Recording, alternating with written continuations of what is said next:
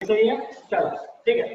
तो हम बात कर रहे थे कि जहां साई स्क्वायर की वैल्यू 0 हो गई तो जो आपको होता है नोड्स, वहां पे इलेक्ट्रॉन के पाए जाने की प्रोबेबिलिटी बिल्कुल ना के बराबर होती है, बिल्कुल 0 होती है, ठीक है। तो नोड्स के रिगार्डिंग जेई में बहुत सारे क्वेश्चन पूछे, एडवांस में खास करके क्वेश्चन पूछे नोड्स के रिगार्डिंग कि कहां पे वैल्यू 0 होती है, क्या होता है। मैंने आपको लास्ट क्लास में बोला था कि श्रोडिंगर वेव इक्वेशन के साथ एक समस्या ये है कि दिखता बहुत भारी भरकम सा लेकिन है बहुत आसान सा। उसको देख के ना हम भाग बहुत बच्चे होते हैं, उसको देख के लगता है यार ये भारी भरकम सी चीजें पॉइंट्स को सॉल्व करने आया क्या करने जाएगा, उसको छोड़ के अपन आगे बढ़ जाते हैं। लेकिन उसके जो क्वेश्चंस आते हैं वो बहुत इजी आते हैं, ठीक है। तो मैं उसमें से एक जो बहुत अच्छे क्वेश्चन जिसको माना जाता है उसमें से एग्जांपल अपन कर लेते हैं, ठीक है। जो जेई का है वो पुराना क्वेश्चन उसको मैं करवा देता हूँ, देखो और देख के ऐसा लगेगा कि कुछ पता नहीं क्या भारी भरकम सा क्या जानना चाहता है, और उसका सॉल्यूशन देखो तो लगेगा तो इतना फर्जी कैसे हो सकता है, ठीक है। तो मैं कराता हूँ, जो स्क्रीन शेयर कर रहा हूँ, फटाफट देखो और सॉल्व करो इसको। माइक में आवाज नहीं आ रही बेटा, सबको आवाज की प्रॉब्लम हो रही है क्या? आवाज की प्रॉब्लम सबको हो रही है क्या? ओके, शिवानी बोल रही है, सर आ रही है, सब तो बोल रहे आ रहे हैं। बेटा आप एक बार चेक कीजिए, आप अपना माइक चेक, आप अपना एक बार स्पीकर चेक कीजिए, हो सकता है उसमें कोई समस्या हो इसलिए नहीं आ रहा हो, या हो सकता है नेट इशू हो गया हो, तब एक बार फिर से चेक कर लो। अगर जाए दिक्कत हो रहा है तो एक बार आप सेशन को छोड़ के फिर दोबारा ज्वाइन कर लो। हाँ जी, अच्छा आप बोलते सर अब आ रहा है, ठीक है। चलो मैं एक क्वेश्चन शेयर कर रहा हूँ, फटाफट आप इस क्वेश्चन को सॉल्व कीजिए।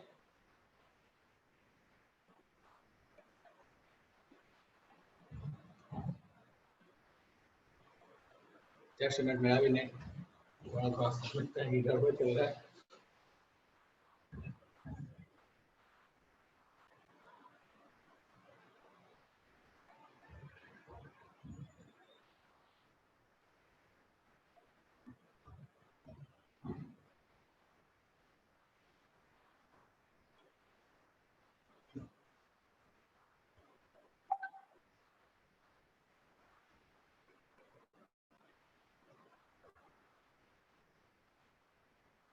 हाँ जी बेटा, मैंने आपको क्वेश्चन शेयर कर दिया है, इस क्वेश्चन को फटाफट सॉल्व कीजिए। देखो पहले समझो ये क्वेश्चन दिया गया है। देखो इस क्वेश्चन को देख के ऐसा भारी भरकम सा इक्वेशन दिख रहा है, साई इक्वेशन, इसको साई बोलते हैं, मैंने कभी भी कहा था इसको पता नहीं, इसमें जैसा नीचे दिखा है इसको बोलते हैं साई, ठीक है। तो बोलता है psi equals to 1/16 root under bracket के अंदर z by a naught to the power 3/2, उसके बाद बड़ा ब्रैकेट के अंदर sigma -1 sigma square -8 sigma plus 12 into e to the power minus sigma by 2, ठीक है। अब ये बड़ा सा इक्वेशन दिया हुआ है, ठीक है। अब पूछा क्या है कि बताइए मिनिमम और सब बोला है क्या, तो क्वेश्चन आगे देखोगे तो बोलता क्या है कि सिग्मा की जो वैल्यू है वो है 2zr/a0, ठीक है। अब बोलता है क्या कि मिनिमम और मैक्सिमम न्यूक्लियस से डिस्टेंस बताइए जहां पे कि रेडियल नोड एग्जिस्ट करता है। रेडियल और एंगुलर नोड क्या तो उस पे नहीं जा रहा है, सिंपल सा नोड एग्जिस्ट करता है उस पे जा रहा है, ठीक है। वैसे भी इक्वेशन में ऊपर देखोगे तो लिख के दिया है रेडियल, ठीक है, वो नोड रेडियल के बारे में बात किया जा रहा है, ठीक है। अब बोलता है कि ऐसा कौन सा आर का वैल्यू होगा जहां पे दो वैल्यू बतानी है, मिनिमम और मैक्सिमम, जहां पे नोड एग्जिस्ट करेगा, ठीक है। अब ये क्वेश्चन देख के लगता है सब पता नहीं किस प्लेनेट का क्वेश्चन है, समझ में नहीं आ रहा है क्या कहना चाहता है, ठीक है। चलो इस क्वेश्चन को मैं सॉल्व करके बताता हूँ, ये जेई का आया पुराना क्वेश्चन है, बिल्कुल एकदम फर्जी सा इसका सॉल्यूशन, बिल्कुल आसान सा सॉल्यूशन है, ठीक है। बात करते हैं, मैंने क्या बोला था नोड्स क्या होता है, तो सर नोड उस जगह को बोलते हैं जिस जगह पे इलेक्ट्रॉन के पाए जाने की प्रोबेबिलिटी 0 है, ठीक है। और नोड साई के रिस्पेक्ट में क्या होता है, सर बोलते हैं साइन स्क्वायर की वैल्यू जहां 0 होगी उसी पोजीशन को नोड बोलेंगे। इसमें किसी को समस्या है तो फटाफट बताओ कि सर ये चीज समझ में नहीं आया कि साइन स्क्वायर की वैल्यू 0 होगी वहां पर नोड होगा। इसमें कोई ऐसा जो कहना चाहता है कि सर ये मेरे को पता नहीं, आपने बताया नहीं, सर जादू हो गया, सर आपकी वॉइस रिपीट हो रही है, इको हो रहा है, इको हो रहा है। ये रुको एक मिनट, लगता है कोई इशू चल रहा है मुझे, जस्ट मिनट।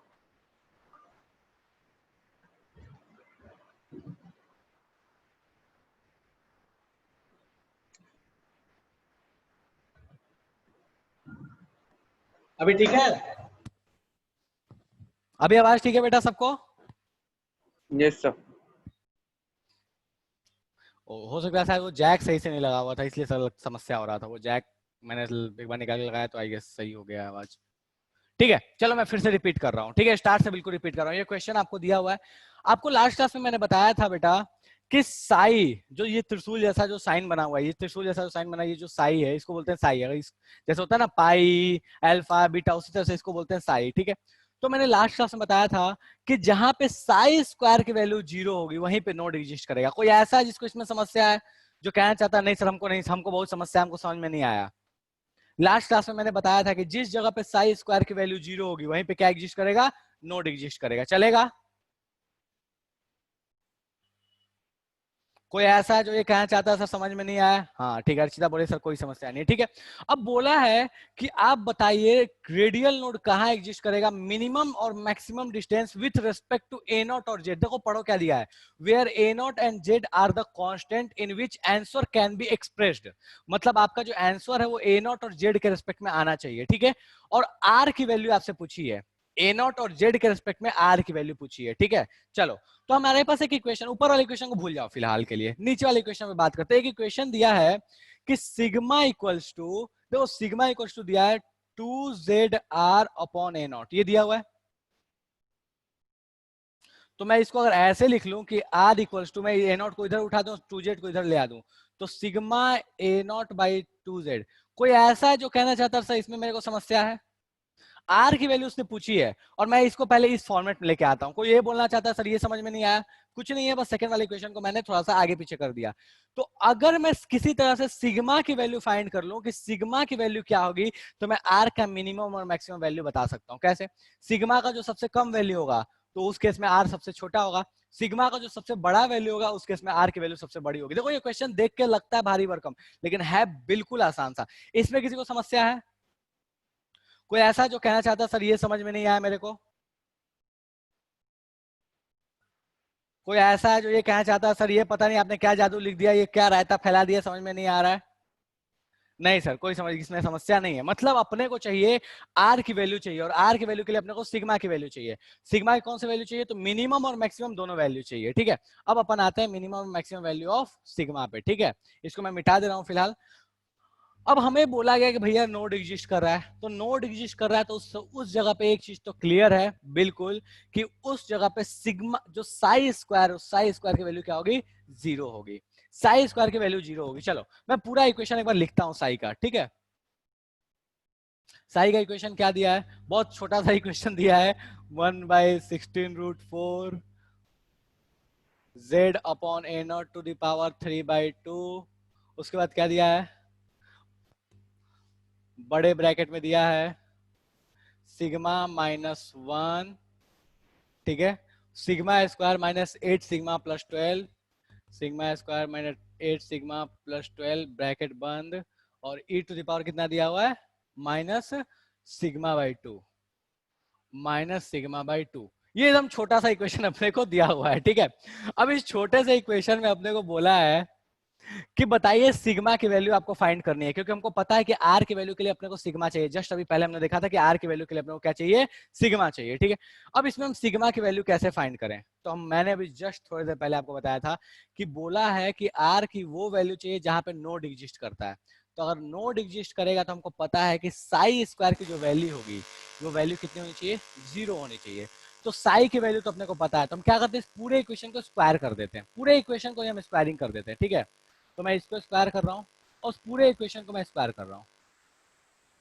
और बोला क्या है कि ये जो स्क्वायर है अगर वहां नोड एग्जिस्ट करता होगा तो ये किसके बराबर होगा? 0 के बराबर होगा। कोई ऐसा जो कहना चाहता सर ये समझ में नहीं आया? तो एडवांस का पुराना क्वेश्चन ऑब्वियस थोड़ा लेंदी है, सब्जेक्टिव ये क्वेश्चन था, लेंदी है मैं मानता हूँ, बट हाँ इतने तक में कोई ऐसी चीजें जो समझ में नहीं आई तो फटाफट बताओ कि सर समझ में नहीं आया, जादू हो गया? नहीं? अच्छा सिद्धांत बोला सर रिपीट कर दो। ठीक है, ये है साई की वैल्यू दी हुई इतनी छोटी सी। ठीक है, बोला क्या है कि वो जगह बताओ, आर की वो वैल्यू बताओ जिस जगह पे नोड एग्जिस्ट करेगा, नोड एग्जिस्ट करेगा आर की वो वैल्यू बताओ। और आर की वैल्यू है क्या? तो आर की वैल्यू अभी हम लोगों ने जस्ट नीचे वाला इक्वेशन से बताया था कि आर की वैल्यू जो अपन लिख सकते हैं वो आर की वैल्यू जस्ट नीचे वाले इक्वेशन से मैंने बताया था कि आर की वैल्यू आप क्या लिख सकते हैं? तो आप लिख सकते हैं sigma into A not upon 2z। ये नीचे वाला इक्वेशन को उठा, कुछ नहीं किया, बस आर को अकेले छोड़ दिया है और उधर सारी चीजों को उठा को उस साइड फेंक दिया। क्वेश्चन में एक चीज और भी मेंशन किया हुआ है कि जो आर की वैल्यू आपको ए नॉट और जेड के टर्म में बतानी है। तो अपने को ए नॉट और जेड तो दिख रहा है, तो हम आर की वैल्यू बता तो सकते हैं, लेकिन यहाँ पे एक एक्स्ट्रा कौन है? सिग्मा है। अब सिग्मा की वैल्यू अगर हम ए नॉट और जेड के फॉर्म में फाइंड कर लें तो अपना काम बन जाए, आर की वैल्यू मिल जाए। ठीक है, अब सिग्मा आएगा कहाँ से? तो सर सिग्मा तो यहाँ से आ रहा है। अब वहां पे यहाँ पे कौन सा सिग्मा पुट कर रहा है, सिग्मा की वैल्यू हम क्या पुट करेंगे, तो अपने को पता है कि वो नोड एग्जिस्ट कर रहा है। तो नोड एग्जिस्ट कर रहा है मतलब क्या है कि इस इक्वेशन में साई स्क्वायर की वैल्यू क्या हो जानी चाहिए, 0 हो जानी चाहिए। ठीक है, यहां तक अभी भी किसी को समस्या है?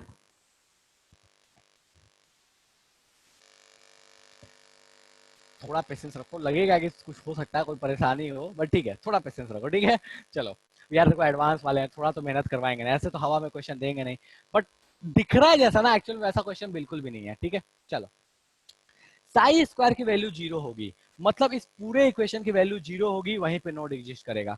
अच्छा, ये पूरा इक्वेशन 0 कब होगा, अब इस पे सोचो। देखो अब सिंपल सा गणित लगाते हैं। 1/16 1/16 √4 कभी 0 नहीं हो सकता है, कांस्टेंट वैल्यू है, कभी 0 नहीं होगा। z upon a not, Z भी एक कांस्टेंट है, ए नॉट भी एक कांस्टेंट है, इसका पावर 3/2। ठीक है, ये भी कभी 0 नहीं होगा। अपने को पता है कि सर ये कभी 0 नहीं हो सकता है। ठीक है, ये 0 नहीं होगा, ये 0 नहीं होगा। इधर आते हैं e to the power minus sigma by 2, ये भी कभी 0 नहीं होगा, क्योंकि e की वैल्यू हमने को पता है कि e तो एक कांस्टेंट है, तो e की वैल्यू भी है, वो एग्जिस्ट करती है, तो इसका पावर कुछ भी लगा दो, वो कभी 0 होने वाला नहीं है। किसी भी नंबर का पावर कुछ भी अगर हम रख लें, कोई भी कांस्टेंट वैल्यू की पावर अगर हम कुछ भी रख लें, तो कभी 0 तो पॉसिबल नहीं है। मतलब अपने को एक चीज क्लियर हो गया कि ये पूरी वैल्यू और ये वाली वैल्यू, ये तो 0 होने से रही, मतलब 0 इसी नलायक में से कोई ऐसा है जो 0 हो रहा है। ठीक है, अब अपन बात करते हैं इसमें से कोई 0 हुआ होगा, मतलब हो सकता है या तो सिग्मा -1 वाला टर्म 0 हो गया होगा, या ये वाला टर्म 0 हो गया होगा। इन दोनों में से कोई एक ऐसा टर्म है जो 0 हो गया होगा। तो हम एक काम करते हैं कि सिग्मा की वो सारी वैल्यूज फाइंड करने की कोशिश करते हैं जिस कंडीशन में या तो ये 0 होता हो या ये 0 होता हो। अल्टीमेटली तुमको करना क्या है, एक तरीके से इस इक्वेशन से आपको सिग्मा की वैल्यू फाइंड करनी है, और ये क्वाड्रेटिक इक्वेशन है, इससे आपको सिग्मा की वैल्यू फाइंड करनी है। तो इस क्वाड्रेटिक इक्वेशन को अगर हम चाहें तो अपने 9th क्लास 8th क्लास में जो पढ़ते थे उसको ब्रेक करके लिखना, फैक्टर्स निकालना, इसका फैक्टर निकाल के दे, बताओ क्या होगा। तो सर हम जैसे ही इसका फैक्टर निकालने की बात करते हैं, तो हम चाहें तो इसको ऐसे लिख सकते हैं। एक मिनट यार, इंक नहीं चल रहा। ठीक है, जहां पे ये वैल्यू 0, सिग्मा की वैल्यू 0, ठीक है, तो हम क्या करते हैं, इसका फैक्टर निकालते हैं। तो अपन ऐसे लिख लें, बहुत लोग इसको क्वाड्रेटिक से डायरेक्टली जिनको सॉल्व करने आता है वो सॉल्व कर सकते हैं, वरना जिसको नहीं आता है उसके लिए मैं बता दे रहा हूँ फैक्टर्स निकाल के करना। तो सिग्मा स्क्वायर -6 सिग्मा -2 सिग्मा +12 लिख सकते हो। ठीक है, अब यहाँ से क्या कॉमन निकाल लो, पहले तो सिग्मा कॉमन निकालो, सिग्मा कॉमन निकाल लिया तो ये क्या हो गया, सिग्मा -6, और यहाँ से -2 कॉमन निकाल लिया तो क्या हो गया, सिग्मा -6। तो अपने पास दो फैक्टर्स आ गए, मतलब क्या आ गया, सिग्मा -6 सिग्मा -2। ठीक है, तो यहां से आ गया सिग्मा -6 सिग्मा -2, और यहाँ पे सिग्मा -1। अब बात करते हैं कि क्या क्या सिग्मा का वैल्यू होगा जहां पे ये इक्वेशन 0 हो सकता है। क्या क्या होगा, या तो सिग्मा की वैल्यू 1 रख दो, तो 1 - 1 0 हो गया, पूरी कहानी 0। या तो सिग्मा की वैल्यू 6 रख दो, तो 6 - 6 0 हो गया, पूरी कहानी 0। या तो सिग्मा की वैल्यू 2 रख दो, तो 2 - 2 0 हो गया, पूरी कहानी 0। मतलब सिग्मा के 3 ऐसे वैल्यू हैं जिस कंडीशन के लिए ये पूरी इक्वेशन जो क्या हो जाती है, 0 हो जाती है। तीन वैल्यूज कौन कौन सी हैं, तो सर सिग्मा की जो 3 वैल्यूज है, यहां से आ चुकी है 1 1 - 1 0, यहां से आ चुका है 6 6 - 6 0, और यहां से आ चुका है 2 2 - 2 0। मतलब सिग्मा के 3 ऐसी वैल्यू एग्जिस्ट करती है जिसके लिए ये पूरा इक्वेशन 0 हो जाता है। ठीक है, तो मैं सिग्मा के 3 वैल्यूज के बारे में लिख रहा हूँ, 1 6 और 2। किसी को ऐसा समस्या है कि सर ये समझ में नहीं आया 1 6 और 2 कैसे आया? हाँ जी, फटाफट बताइए कि ये सर समझ में नहीं आया, नोबल बाउंसर जा चुका है सर। सर एक बार और बता दीजिए, फोन ऑफ हो ठीक गया है, था। ठीक है, मैं फिर से रिपीट कर रहा हूँ। ठीक है, सिग्मा स्क्वायर, देखो आराम से समझो, प्यार से, हड़बड़ाओ नहीं, आराम से देखो, इसको देख के डरो नहीं। ठीक है, ये बहुत भारी भरकम सा इक्वेशन, इसको देख के डरो नहीं। ठीक है, अब एडवांस का क्वेश्चन है, बहुत लोगों को ये लगता होगा कि सर जो श्रोडिंगर की इक्वेशन आपने कराई थी, हो सकता है उसमें बहुत भारी भारी क्वेश्चन आते हो, तो बिल्कुल बेटा भारी नहीं आते, उसका one of the toughest question है ये। ठीक है, बट है बिल्कुल आसान सा, ये जान लो। सिग्मा की वैल्यू आपको दी हुई थी पहले से। ठीक है, बोला क्या है कि आर का ऐसा, देखो क्वेश्चन को ध्यान से पढ़ो, क्वेश्चन क्या बोलता है, श्रोडिंगर वेव इक्वेशन दे दिया, बोलता है कि a naught and z are the constant in which answer can be expressed and sigma equals to 2z r by a naught. ठीक है, नीचे क्या बोलता है, minimum and maximum position of radial node. देखो मिनिमम और maximum position of radial node का मतलब क्या हुआ कि आर की जो वैल्यू है, आर का मतलब होता है रेडियस, तो रेडियस मतलब मिनिमम रेडियस और मैक्सिमम रेडियस बताओ जिस जगह पे नोड एग्जिस्ट करेगा। ठीक है, अब मिनिमम और मैक्सिमम रेडियस जहां पे नोड एग्जिस्ट करेगा तो हम पहले तो सेकंड वाले इक्वेशन के अकॉर्डिंग आर लिखते हैं। तो अपने को सेकंड वाला इक्वेशन जो दिया है वो दिया है sigma equal to 2z r by a naught. तो वहां से मैंने r की वैल्यू निकाल ली sigma a naught by 2z। ठीक है, ये वैल्यू निकाल ली मैंने सेकंड वाले से। ए नॉट को उठा के लेफ्ट साइड में पटक दिया और 2z उठा के लेफ्ट साइड में पटक दिया, तो अपना काम बन गया, ये इक्वेशन बन गया। तो अब बोला है कि r की वैल्यू मिनिमम और मैक्सिमम चाहिए जहां पे कि नोड एग्जिस्ट करता है। ठीक है, अब r की वैल्यू तो ये आ गई। अब मिनिमम मैक्सिमम कैसे निकाले? तो अपने को पता है यार कि यहाँ पे एक टर्म आ रहा है सिग्मा, मतलब सिग्मा का जहां वैल्यू मिनिमम होगा वहां आर भी मिनिमम होगा, जहां सिग्मा का वैल्यू मैक्सिमम होगा वहां आर भी मैक्सिमम होगा। इसमें किसी को समस्या तो फटाफट बताओ कि सर समस्या समझ में नहीं आया। आर की वैल्यू मैंने सेकंड इक्वेशन के हिसाब से लिखी है कि सिग्मा जहां मिनिमम वहां आर मिनिमम, जहां सिग्मा मैक्सिमम वहां आर मैक्सिमम। फटाफट बताइए बेटा, यहां तक किसी को समस्या है तो। हाँ जी, यहां तक किसी को समस्या है कि सर आर मिनिमम तो सिग्मा मिनिमम? सर अब तक तो नहीं हुआ समस्या। ठीक है, अब तक तो समस्या नहीं है सर कि सिग्मा मिनिमम तो आर की वैल्यू मिनिमम, सिग्मा मैक्सिमम तो आर की वैल्यू मैक्सिमम। ठीक है, अब ये अपने को पता है। चलो अब चाहिए क्या अपने को? आर की मिनिमम वैल्यू निकालनी है तो अपने को तो सिग्मा की वैल्यू चाहिए, क्योंकि क्वेश्चन में बोला है कि जो वैल्यू चाहिए, जो आंसर चाहिए वो ए नॉट और जेड के रेस्पेक्ट में चाहिए, ए नॉट और जेड के ही टर्म्स में चाहिए। वहां क्लियर क्लियर मेंशन किया है where a naught and z are constant in which answer can be expressed।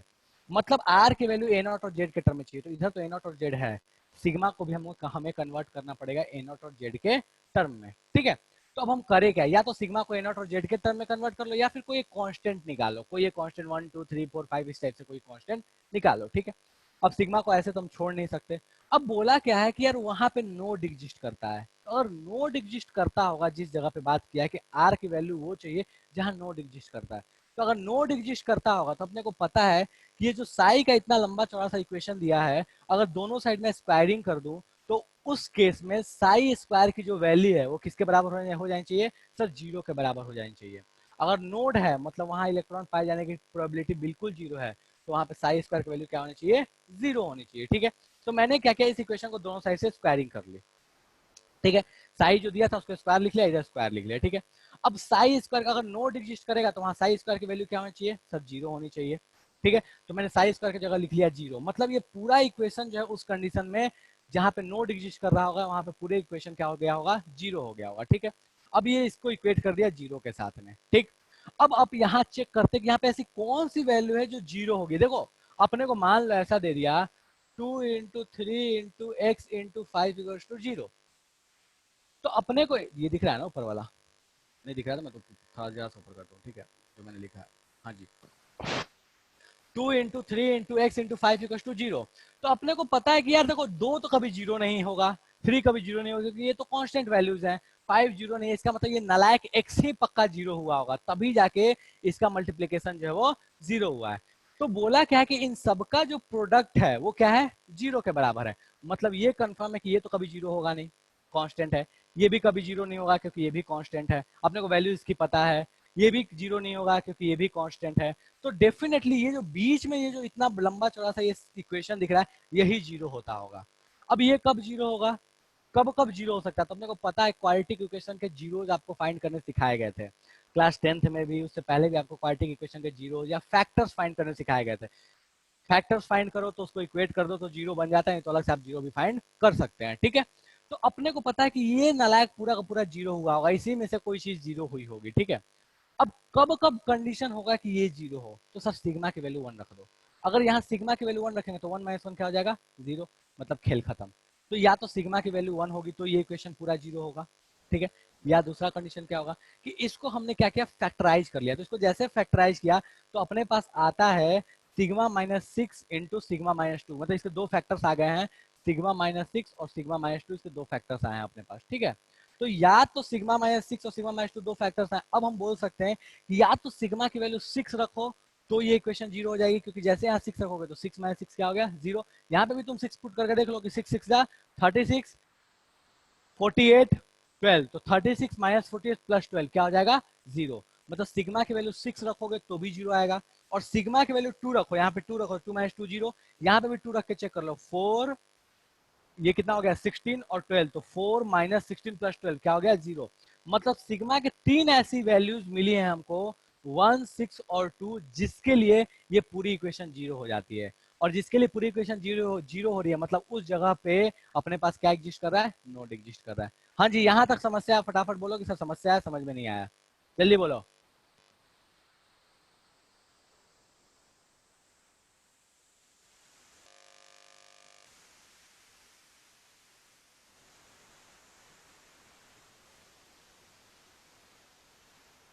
हाँ जी, यहाँ तक कोई समस्या है? नहीं सर, यहाँ तक तो समस्या नहीं है, मतलब मान है, परेशान हो रहे हैं, लेकिन स्टिल हम मान लिए कि सर कोई समस्या नहीं है, आप बोल रहे हैं तो ठीक है। चलो, तो सिग्मा की 3 वैल्यू जैसी मिली है जिसके लिए अपने पास ये इक्वेशन जीरो हो रहा है, ठीक है। अब ये तीनों वैल्यूज उठा के यहाँ पुट कर देनी है, काम खत्म, ठीक है। अब तीनों वैल्यूज कैसे पुट करनी है, तो अपने को बोला क्या है कि आर का मिनिमम और मैक्सिमम वैल्यू चाहिए। तो आर का मिनिमम और मैक्सिमम चाहिए, इसका मतलब क्या हुआ कि जो सिग्मा भी होगा वो दो ही लेना है। कौन सा लेना है? एक सबसे कम और एक सबसे ज्यादा। मतलब मिनिमम जब सिग्मा लोगे तो आर भी मिनिमम आएगा, जब सिग्मा मैक्सिमम लोगे तो आर भी मैक्सिमम आएगा। तो दो वैल्यूज कौन कौन सी सिग्मा के लिए लें? सर एक बार 1 पुट कर दो, एक बार 6 पुट कर दो। तो एक बार अगर मैं यहाँ 1 पुट करूं तो आर की वैल्यू क्या आ जाएगी? यहाँ 1 पुट करूंगा तो आर की वैल्यू क्या आ जाएगी? ए नॉट बाई 2z। और अगर मैं यहाँ पे सिग्मा की वैल्यू 6 पुट कर दूंगा तो आर की वैल्यू क्या आ जाएगी? तो यहाँ 6 पुट करो तो देखो तो कितना आ रहा है, तो 3a0 बाई, ये करो तो सिग्मा इंटू ए नॉट, तो ए नॉट ये 2 से कैंसिल आउट हो गया, तो 3a0 बाई जेड। तो ये अपने पास दो वैल्यू जा रही है। कौन कौन सी दो वैल्यू जा रही है? जिस जगह पे अपने पास सिग्मा जीरो हो रहा है, तो ए नॉट बाई 2z और 3a0 बाई जेड, मतलब यही दो आर की ऐसी वैल्यू है जिस जगह पे अपने पास नोड एग्जिस्ट करेगा। तो अपने पास कोई एक ऑप्शन सही होगा। ओके, किसी ने तो टिक्का लगा दिया, ऑप्शन नंबर सी, ठीक है। तो यही कहानी है आपका एडवांस। एक सेकंड रुक जाओ।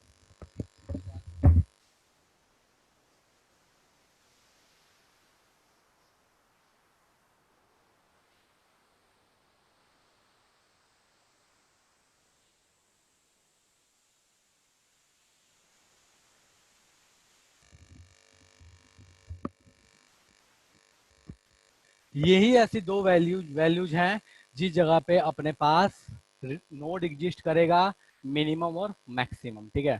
तो ये है आपका एडवांस का है वो पुराना क्वेश्चन। अगर इसको सॉल्व करने समझ में आया तो बहुत अच्छा बात, अगर नहीं भी याद रहे बेटा तो थोड़ा सा कष्ट कीजिएगा कि थोड़ा सा इस क्वेश्चन को ध्यान रखिएगा, ठीक है। क्योंकि बहुत बार ऐसा हुआ है कि क्वेश्चन डायरेक्टली एग्जाम में पूछा गया, डायरेक्टली एकदम कॉपी पेस्ट कर दिया गया, कुछ बिना डेटा चेंज किए हुए, ठीक है। तो बस इस चीज को ध्यान रखिएगा जरा सा, ठीक है। और देख के लगता होगा कि पता नहीं है क्या भारी भरकम सा है। हो सकता है जिन लोगों ने क्वाड्रेटिक नहीं पढ़ा होगा उनको और भारी भरकम लगता होगा। जो मैथ्स वाले हैं उनके लिए तो ठीक है, बायो वालों के लिए हो सकता है थोड़ा सा लगता होगा कि पता नहीं सर क्या ही है। बट ऐसे ही क्वेश्चन आते हैं और एक्चुअल में ये एडवांस के हिसाब से बहुत इजी क्वेश्चन है, लिटरली। मतलब जैसे क्वेश्चन बनते हैं एटॉमिक स्ट्रक्चर में और जैसा ये क्वेश्चन था, हो सकता है अभी थोड़ा सा आपको टॉर्चर लगता हो, मैं मानता हूँ। बट जैसे जैसे आप आगे जाओगे तो आपको लगेगा कि सर ये तो बहुत बिल्कुल फर्जी सा क्वेश्चन था। ऐसे क्वेश्चन तो हम ऐसे हवा में कर देते हैं।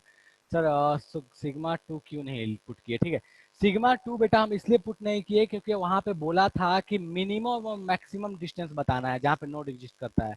तो मिनिमम के लिए अब आर का मिनिमम और मैक्सिमम बताना। एक बात बताओ, आर इक्वल टू क्या आया था?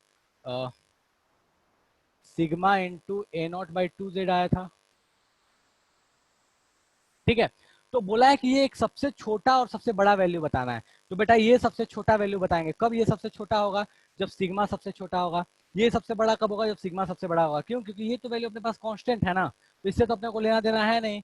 तो r directly proportional to sigma है। अब बोला है कि आर का सबसे छोटा वैल्यू, तो सिग्मा सबसे छोटा पुट कर दिया, आर का सबसे बड़ा वैल्यू तो सिग्मा सबसे बड़ा पुट कर दिया। इसीलिए वहां पे ये नहीं बोला था कि सारे बताओ कि जहां जहां नोड एग्जिस्ट करेगा सारे डिस्टेंस, नहीं, वही दो डिस्टेंस बताओ, मिनिमम और मैक्सिमम, ठीक है। चलेगा? तो पता नहीं क्या ही टॉर्चर है। चलो ठीक है, ओके। थोड़ा तो मेहनत करना पड़ेगा यार, मतलब थोड़े तो अच्छे क्वेश्चंस करेंगे ना अपन, ऐसे थोड़ी कर देंगे यार कि बिल्कुल हवा हवा में छोड़ दिए सर, छोड़ जाए दो, ठीक है। वरना टेस्ट वाले क्वेश्चंस आ गए तो बहुत समस्या हो जाएगी। चलो ठीक है, ओके। तो लास्ट क्लास तक हम पढ़ चुके थे श्रोडिंगर वेव इक्वेशंस और 4 क्वांटम नंबर के बारे में मैंने बताया था, ठीक है। उन 4 क्वांटम नंबर्स को मैं फिर से रिपीट कर रहा हूँ, ठीक है। 4 क्वांटम नंबर्स कौन कौन से थे? 4 क्वांटम नंबर कौन कौन से थे? पहला था प्रिंसिपल, ठीक है। दूसरा कौन सा था बेटा? एजीमुथल। तीसरा कौन सा था? मैग्नेटिक, और चौथा कौन सा था, स्पिन। ये 4 क्वांटम नंबर के बारे में हम लोगों ने पढ़ा था लास्ट क्लास में, ठीक है, कि जब हम वेव इक्वेशन को सॉल्व करते हैं तो ये 4 तरह के क्वांटम नंबर हमको मिलते हैं, ठीक है। अब इनके बारे में थोड़ी थोड़ी चीजें पढ़ लेते हैं, क्या क्या होते हैं। पहले तो ये देख लो कि इनको डिनोट कैसे करते हैं। तो ये लास्ट क्लास में बताया था, इसको एन से डिनोट करते हैं, इसको एल से डिनोट करते हैं। इसको बहुत जगह सिंपल एम भी लिखता है और बहुत जगह एम एल भी लिखता है, ध्यान रखना, दोनों ही लिखते हैं, ठीक है। तो एम भी लिखता है, एम एल भी लिखता है, ठीक है। और नीचे वाला जो है इसको बहुत जगह हो सकता है सिंपल एस लिखे और बहुत जगह एम एस लिखे, ठीक है। तो दोनों ही से डिनोट करते हैं, कोई समस्या नहीं है इसको। ये एन है, ये एल है, ये एम है या एम एल है, दोनों ही यूज करते हैं। इसको एस या एम एस दोनों ही यूज करते हैं, ठीक है। अब बात आती है कि इनका इंपॉर्टेंस क्या है। तो देखो इनके इंपॉर्टेंस पे थोड़ा सा राम कथापन सुनते हैं लिंक से हटके कि आखिर इनका इंपॉर्टेंस क्या है, ठीक है। तो देखो एक एग्जांपल लेता हूं मैं, ठीक है। बोर साहब में कहानी क्या थी, बोर साहब की समस्या क्या थी कि वो ये कभी नहीं बता पाए कि जो इलेक्ट्रॉन घूम रहा है वो किस टाइम पे कहाँ होगा, उसकी प्रॉपर्टी क्या होगी, और अगर मल्टी इलेक्ट्रॉनिक सिस्टम है तो उसके बारे में तो कुछ भी नहीं बोल पाए, ठीक है। तो उन्होंने ये नहीं बताया कि यार ये इलेक्ट्रॉन जो घूम रहा है ना, अगर मुझे बोला गया कि बताइए इस इलेक्ट्रॉन को कहाँ मिल रहा होगा, इसकी क्या प्रोबेबिलिटी कहाँ पे होगी, यहाँ पे होगा कि यहाँ पे होगा कि यहाँ पे होगा कि यहाँ पे होगा, इसके बारे में उनका कोई डिस्कशन एक तो नहीं था। दूसरी चीज क्या है कि मल्टी इलेक्ट्रॉनिक सिस्टम के बारे में भी कोई डिस्कशन नहीं था। चलो ये तो ठीक है, मान लिया। लेकिन उसके बाद क्या हुआ कि हाइजेनबर्ग साहब आए तो उन्होंने एक चीज और भी बोल दी कि भैया इलेक्ट्रॉन जो पार्टिकल नेचर नहीं दिखा रहा, तो वेव नेचर दिखा रहा है, और जब वेव नेचर दिखा रहा है तो आप एग्जैक्ट पोजीशन तो बता ही नहीं सकते। तो उसके बाद क्या हुआ कि प्रोबेबिलिटी वाला खेल शुरू हुआ कि कहाँ इलेक्ट्रॉन के पाए जाने की प्रोबेबिलिटी ज्यादा और कहाँ कम है, ठीक है। तो उसके लिए फिर श्रोडिंगर साहब आए, अपना ज्ञान दे दिए, अपना ज्ञान देके चले गए। फिर इसका इंपॉर्टेंस क्या है, तो देखो इसका इंपॉर्टेंस क्या है। मान लो ऐसा हुआ कि कोई मेरे घर पे गया, ठीक है। अब मेरी मम्मी से पूछा कि नीलव कहाँ रहता है, ठीक है। तो मेरी मम्मी ने आंसर दिया कि नीलव इंडिया में रहता है। क्या ये आंसर गलत है? मैं पूछ रहा हूँ सिंपल सा, मुझे ये बताओ कि मेरी मम्मी ने बोला कि नीलव इंडिया में रहता है, ये आंसर सही है गलत है? अबे बोलो हाँ चाहे ना, तो बोलो। सब म्यूट हो गए हो। सर सही है, दीक्षा बोले सर सही है, सही है, ठीक है।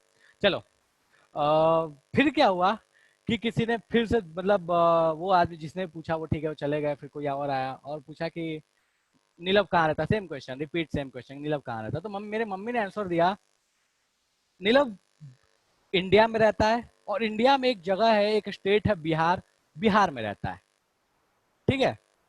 ये स्टेटमेंट गलत था या सही था? सर ये भी सही है, ठीक है। किसी और ने पूछा तो मम्मी ने बोला कि नीलव इंडिया में रहता है, बिहार में रहता है, और बिहार में एक शहर है छपरा, वहां छपरा में रहता है। ये भी गलत नहीं है, ये भी सही है। फिर इन तीनों कंडीशन में डिफरेंस क्या है, ठीक है। तो इन तीनों कंडीशन में डिफरेंस ये है कि गलत कोई नहीं है, बस बात इतनी सी है कि कौन सा ज्यादा प्रिसाइज है, कौन सा ऐसा स्टेटमेंट है जो ज्यादा प्रिसाइज है। अब क्या मतलब कि अगर नीलव को पहचानना है तो आप इंडिया में हर जगह, आपको बोला कि मान लो कोई पार्सल आने वाला था, मैं फ्लिपकार्ट से कोई चीज ऑर्डर करता हूँ, तो बोला कि एड्रेस बताओ, मैंने इंडिया डाल दिया, तो क्या वो मेरे पास आएगा? गलत तो नहीं डाला, लेकिन मेरे पास तो नहीं आने वाला। अब इंडिया में तो भैया इतने लोग हैं, कहाँ जाएगा पता नहीं। फिर मैंने उसमें डाला बिहार, तो भी मेरे पास नहीं पहुंचेगा। छपरा डाला तो भी मेरे मेरे पास हो सकता है नहीं पहुंचे, हो सकता है छपरा पहुंच गया तो मैं जाके थोड़ा आसानी होगा कि एटलीस्ट जाके हो सकता है जहां पे आने वाला है जो उसका वेयर हाउस है वहां से अब मैं कलेक्ट कर लूं। लेकिन मैं एग्जैक्टली अगर वहां ये डाल दूं इंडिया, बिहार, छपरा और अवंती लर्निंग सेंटर, अगर ये चारों चीज मैंने डाल दिया तो इस बात की प्रोबेबिलिटी बहुत ज्यादा बढ़ जाती है कि वो जो पार्सल है वो मेरे पास पहुंच जाएगा, ठीक है। गलत मैंने कोई नहीं डाला था, सही सब है, लेकिन वो बात सिंपल यही है कि प्रिसाइज कर दिया मैंने।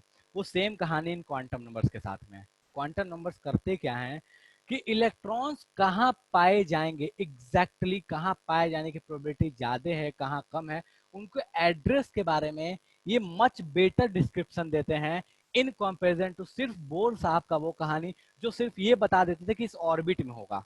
वो बस ये बताते कि इस ऑर्बिट में होगा, लेकिन उस ऑर्बिट में कहाँ होगा क्या होगा इसके बारे में उनका कोई भी डिस्कशन नहीं था। अब वो ऑर्बिट बहुत बड़ी है, उसमें कहाँ पाया जाएगा कुछ पता नहीं है, ठीक है। तो ये जो चारों क्वांटम नंबर इन चारों क्वांटम नंबर की खासियत यही है कि वो इलेक्ट्रॉन्स के बारे में कि इलेक्ट्रॉन कहाँ पाया जाएगा, एग्जैक्टली जितनी पॉसिबिलिटी है सही तरीके से उसका एड्रेस बताने का, सॉर्ट ऑफ एड्रेस बताने का। अब एड्रेस यहाँ वर्ड यूज नहीं करते, बट ऐसे समझ लो कि उसका सॉर्ट ऑफ एड्रेस बताने के लिए जितनी हमें मिनिमम रिक्वायरमेंट्स थी, वो रिक्वायरमेंट्स ये चारों क्वांटम नंबर फुलफिल कर देते हैं। अब समझ में आया कि चारों क्वांटम नंबर चीज क्या है, ठीक है। अब इसको ऐसे समझ लो कि इलेक्ट्रॉन के बताए जाने के लिए कंट्री कौन सी है, वो कहलाएगा प्रिंसिपल क्वांटम नंबर। स्टेट कौन सा है, वो कहलाएगा azimuthal quantum number.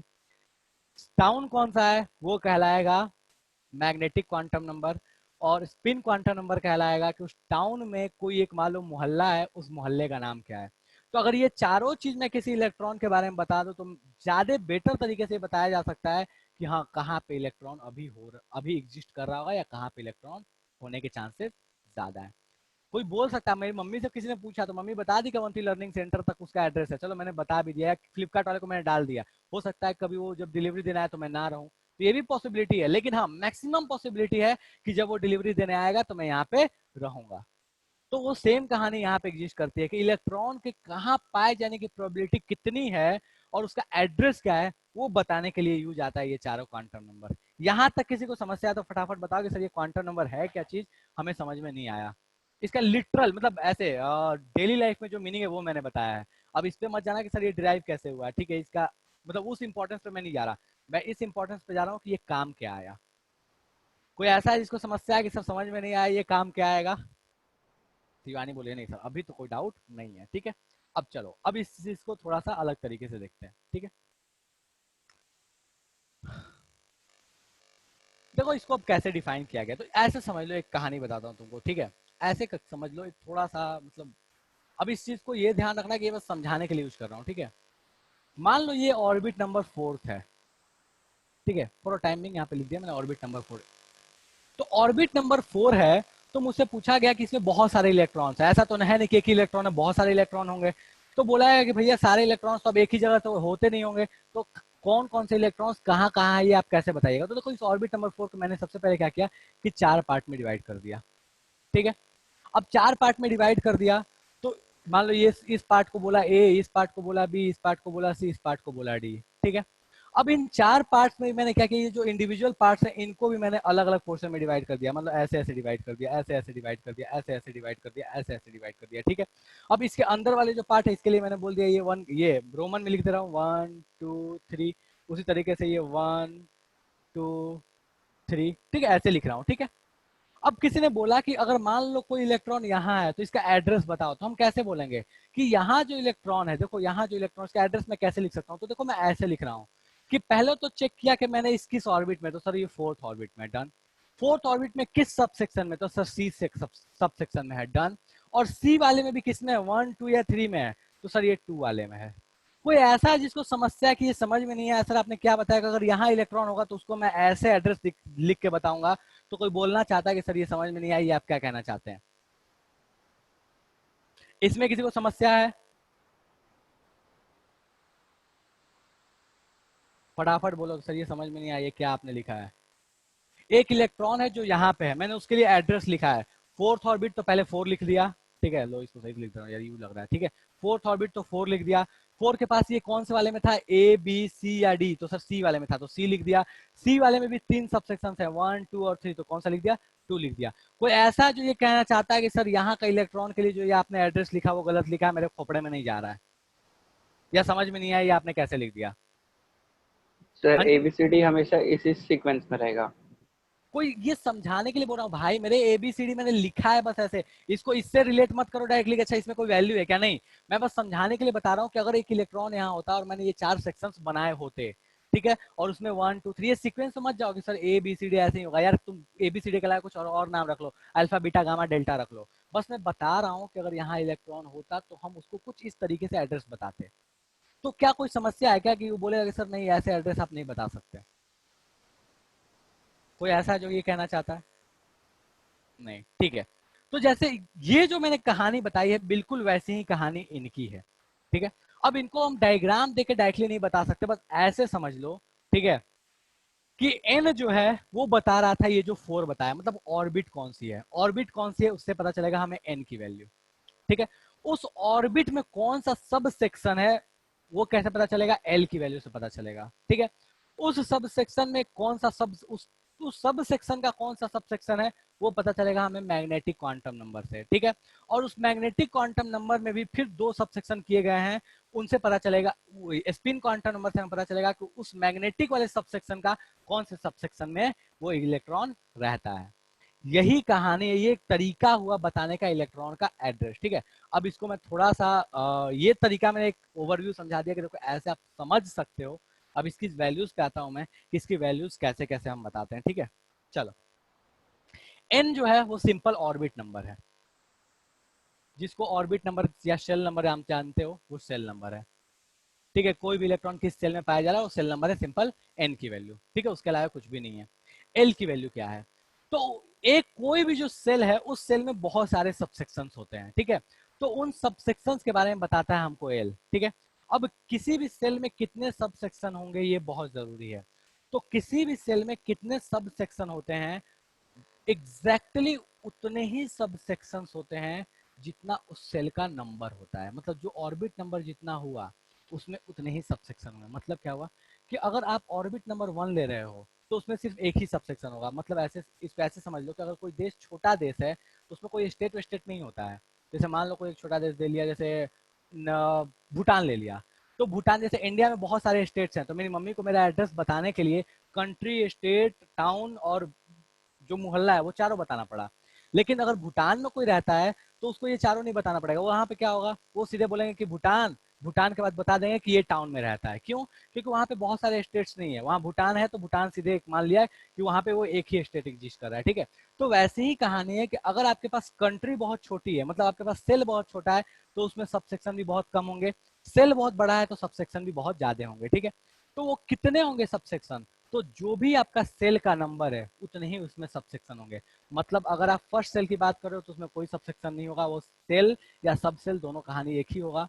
Second cell में बात किया जाए तो उसमें दो सबसेक्शन होंगे, मतलब सेकेंड ऑर्बिट में 2 पार्ट किए जाएंगे, थर्ड ऑर्बिट में 3 पार्ट किए जाएंगे, फोर्थ ऑर्बिट में 4 पार्ट किए जाएंगे, फिफ्थ ऑर्बिट में 5 पार्ट किए जाएंगे। ये क्लियर, ये समझ में आ रहा है कि एल की वैल्यू क्या होगी। तो मैं यहाँ एल की वैल्यू लिख रहा हूँ कि एल क्या हो सकता है, तो total number of l equals to n. मतलब क्या हुआ कि जितना भी एन होगा, जो भी ऑर्बिट नंबर होगा, उतने ही नंबर ऑफ अपने पास एल एग्जिस्ट करेगा। ये किसी को समस्या है? देखो आराम से समझो इसको, ठीक है। हो सकता है कि थोड़ा सा नो बॉल बाउंसर जाए, थोड़ा टाइम लगे समझने में, बट इसको प्रेम से समझोगे तो बहुत आसान है समझने के लिए, ठीक है।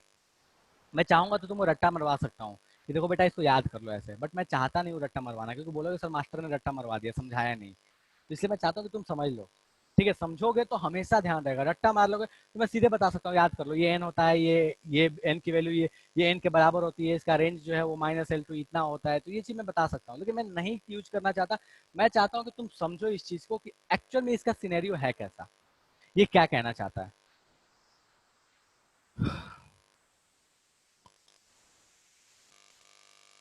एक मिनट रुक जाओ।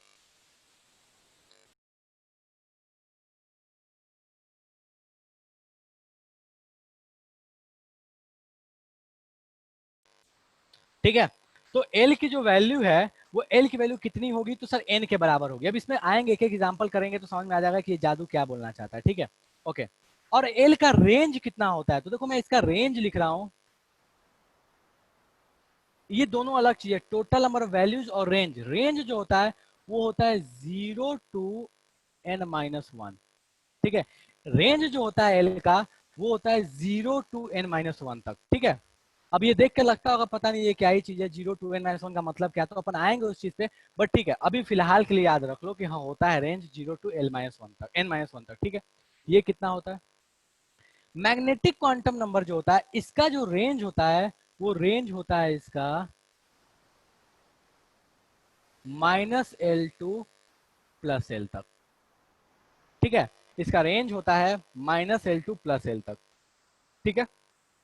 स्पिन क्वांटम नंबर का क्या होता है, तो स्पिन क्वांटम नंबर के सिर्फ और सिर्फ 2 ही वैल्यू होती है, ठीक है। 2 वैल्यूज, -½ और +½ ठीक है। अब ये टेबल हो सकता है बिल्कुल खोपड़े में नहीं जा रहा, तो इसको एक बार स्क्रीनशॉट ले लो और मैं एक बार बना के बताता हूँ, शायद तब जाके भेजे में अच्छे से जाएगा कि ये कहानी है क्या। इसका स्क्रीनशॉट ले लो, फिर मैं एकदम इसको अलग तरीके से बना के समझाता हूं मैं, ठीक है। चलो इसको मिटा दिया मैंने।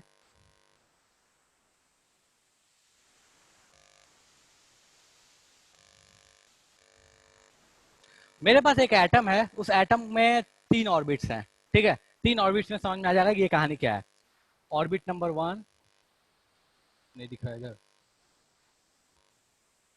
ऑर्बिट नंबर यहाँ पे हो गया 1, यहाँ हो गया 2 और यहाँ हो गया 3, ठीक है।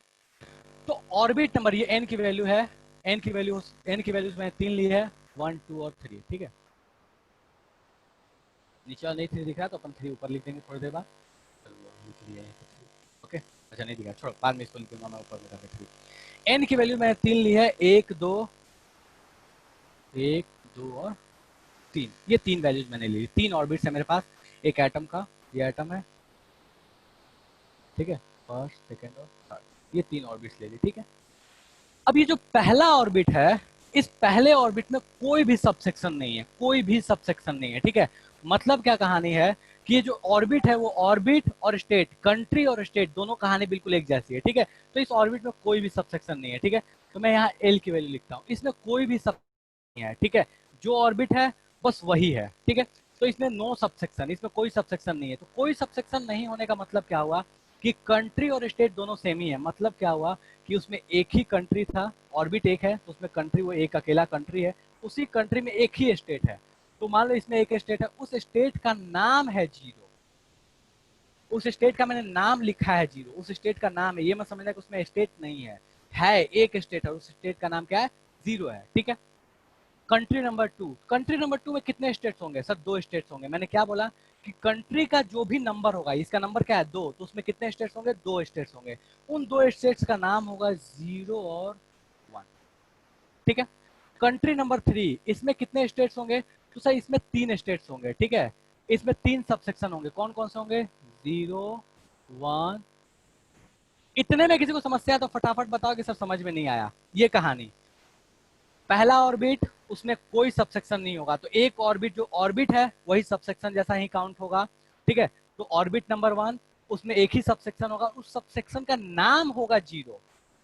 ऑर्बिट नंबर 2 इसमें 2 सबसेक्शन होंगे, ठीक है। एक सबसेक्शन इसका नाम होगा 0, एक सबसेक्शन इसका नाम होगा 1। ऑर्बिट नंबर 3 इसमें 3 सबसेक्शन होंगे, 0 1 और 2, ये तीनों का नाम है, होंगे कितने, 3। इतने में किसी को समस्या है तो फटाफट बताओ। देखो ऐसी कहानी, ये 1, ये 2 वाले में 2 सबसेक्शन और ये 3 वाले में ऐसे 3 सबसेक्शन, ठीक है। अगर उधर देख पा रहे हो तो उधर देखो, नहीं दिख रहा है उधर देखो, ऐसे, ठीक है। इसमें कोई सबसेक्शन नहीं है, इसमें 2 सबसेक्शन कर दिया, यहां से यहां काट दिया, तो एक सबसेक्शन हो गया, ये हो गया दूसरा सबसेक्शन, ठीक है।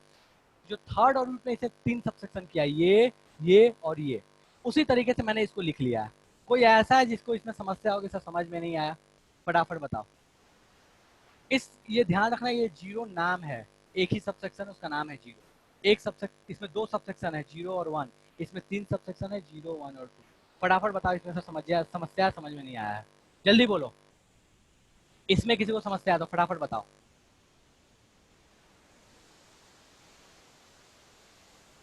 बेटा वेट कर रहा हूँ, कोई ऐसा है जिसको ये समझ में नहीं आया कि ये सबसेक्शन कैसे लिखा आपने।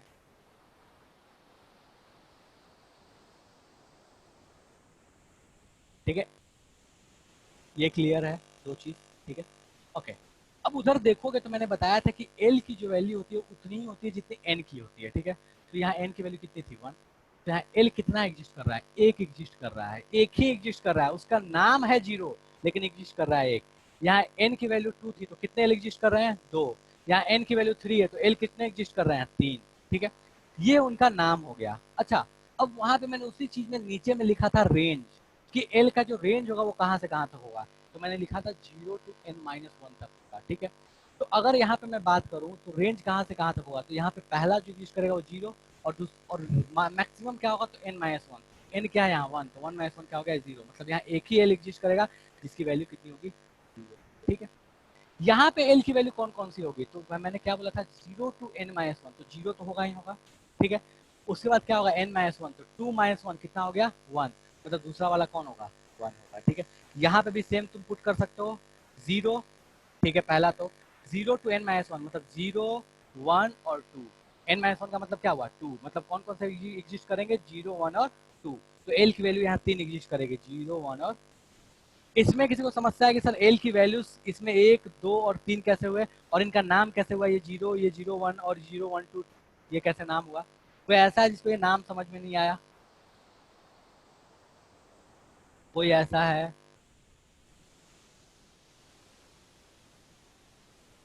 नहीं है, ठीक है। मान लो कि यहीं पे एक सिंपल सा क्वेश्चन देता हूँ, मान लो मेरे पास ऑर्बिट नंबर 4 होता, ऑर्बिट नंबर 4 होता, ऑर्बिट नंबर 4 और बोलता कि इस ऑर्बिट नंबर 4 में मेरे पास एक एल एग्जिस्ट कर रहा है और उस एल का जो नंबर है वो 5 है, क्या ये पॉसिबल है? ऑर्बिट नंबर 4 में एल का नंबर 5? नहीं सर, नहीं पॉसिबल। कैसे? ऑर्बिट नंबर 4 में जो एल एग्जिस्ट करेंगे, कितने एल एग्जिस्ट करेंगे सर? 5, 4 है एन, तो उसमें एल भी कितने होंगे? 4 होंगे। कौन कौन से होंगे? तो सर इसमें होगा 0 1 2 एंड 3, मतलब इसमें 4 ही एल एग्जिस्ट करेंगे, 0 1 2 और 3, जिसका नाम होने वाला है पांचवा जो एल है वो एग्जिस्ट नहीं करेगा। ये क्वेश्चन समझ में आया कि अगर मेरे पास n की वैल्यू 4 है तो उसमें l की वैल्यू क्या क्या एग्जिस्ट करेगी? 0 1 2 और 3, उसमें 5 l की वैल्यू एग्जिस्ट नहीं करेगा। पता नहीं sir, no ball bouncer yorker सब जा रहा है। चलो ठीक है, ओके फाइन, चलो ये आराम से, कोई हड़बड़ी नहीं, अपने को बहुत टाइम है अपने पास, ठीक है। तो ये हो गया अपने पास एल की वैल्यू जो एग्जिस्ट करने वाली। नेक्स्ट आते हैं कि जब अपने को एल की वैल्यूज पता चल गई तो अब अपन आते हैं एम की वैल्यूज कैसे कैसे डिफाइन होंगी, ठीक है। तो मैंने एम के लिए लिखा था कि किसी भी एल में, किसी भी एल में जो एम की वैल्यू होगी वो होगी -L2 + L, मतलब एल की वैल्यू जो एग्जिस्ट हो, जो भी वहां एल की वैल्यू होगी उसमें एम की जो वैल्यूज होगी वो -L2 + L होगी, ठीक है। अब यहाँ पे क्या है, 0 है, तो मैं यहाँ लिख रहा हूँ एम एल, या एम भी लिखते हैं, दोनों ही लिख सकते हैं, मैं एम एल लिख दे रहा हूँ, ठीक है।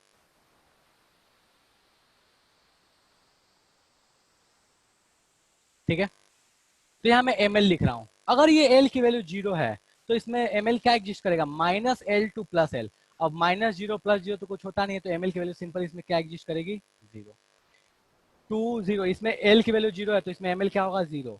अगर यहाँ एल की वैल्यू 1 है तो इसमें एम एल क्या क्या एग्जिस्ट करेगा? तो -1 0 1। क्या बोला था मैंने? एम एल की वैल्यू, एम एल की वैल्यू कहां से कहां एग्जिस्ट करेगी? तो -L2 + L। एल की वैल्यू कितनी थी यहाँ? -1, तो -1 0 1, ठीक है। सेम कहानी मैं नीचे वालों के लिए लिखता हूँ, देखो फटाफट मैं नीचे वालों के लिए लिख दे रहा हूँ, ठीक है। इसके लिए क्या होगा? 0, इसके लिए एम एल क्या होगा? -1 0 1, और इसके लिए -2 -1 0 1 2।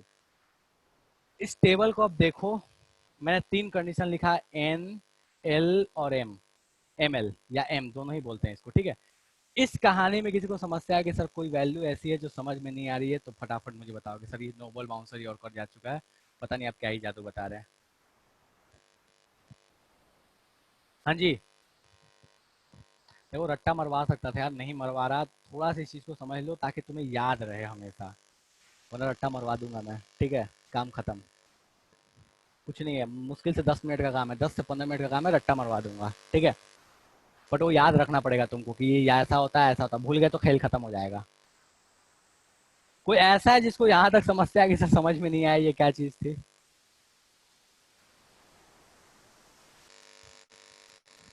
डन है, चलो ठीक है। तो अपने पास ये एम की वैल्यूज पता चल गई कि एम की वैल्यूज क्या क्या होती है, ठीक है। अब कोई भी कहानी हो, अपने को इन्हीं तीन से मतलब था, मेनली एन एल और एम से मतलब था, ठीक है। इसके बाद जो नेक्स्ट है जिसको हम बोलते हैं spin quantum number m s, वो एम एस की वैल्यू 2 ही पॉसिबल है। तो चाहे कोई भी कहीं का कोई भी कहानी ले लो, सारी ही कहानी ले लो, बस 2 ही एम एस की वैल्यू पॉसिबल है, वो एक -12, दूसरा एक है +12। ये 2 ही एम एस की वैल्यूज पॉसिबल होती हैं, -12 और +12, तो उसके लिए कोई समस्या है नहीं अपने को। मेनली इन्हीं तीनों में पंगा है, एन एल और एम तक में, ठीक है। एन क्या होगा तो उसके लिए एल क्या क्या होगा, उसके लिए एम क्या क्या होगा, एन क्या होगा तो उसके लिए एल क्या क्या होगा, एल 2 होंगे, एम कितने होंगे, एन 3 होगा तो उसके लिए एल क्या होगा, एम क्या होगा, ठीक है। चलो एक क्वेश्चन है कि अगर एन की वैल्यू 4 है, एन की वैल्यू अगर 4 है तो बताओ टोटल एम कितने एग्जिस्ट करेंगे? एन की वैल्यू अगर 4 है तो टोटल एम कैसे एग्जिस्ट करेंगे? अब ये कैसे निकालना है मैं बता दे रहा हूँ, देखो यहाँ पे इस सेकंड वाले केस को देखो, n की वैल्यू जब 2 थी तो टोटल m कितने थे यहाँ पे, तो एक ये था और 3 ये थे, टोटल कितने हो गए 4। अगर m की वैल्यू 3 थी तो टोटल m कितने एग्जिस्ट कर रहे हैं, यहाँ पे हो गए 5, यहाँ हो गए 3, यहाँ हो गया 1, तो 5 3 8 और 1 9, टोटल m कितने एग्जिस्ट किए 9 एग्जिस्ट किए। उसी तरीके से अगर n की वैल्यू 4 होगी तो बताओ टोटल m कितने एग्जिस्ट करेंगे, फटाफट कैलकुलेट करो, चलो करो कैलकुलेट, इसको बनाओ और कैलकुलेट करो। अगर मैं n की वैल्यू 4 ले लूं तो टोटल m मेरे पास कितने आएंगे। और इस टॉपिक से सबसे अधिक क्वेश्चन आया है आज तक। शिवम बोला सर 16 होंगे।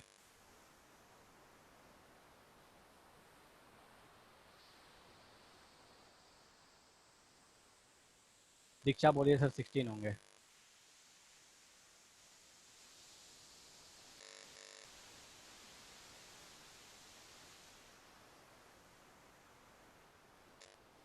हाँ जी ठीक है। अगर m की वैल्यू 4 होगी तो अपने पास, सॉरी n की वैल्यू 4 होगी तो अपने पास m कितने एग्जिस्ट करेंगे, तो यहाँ पे 4 लगा लिया।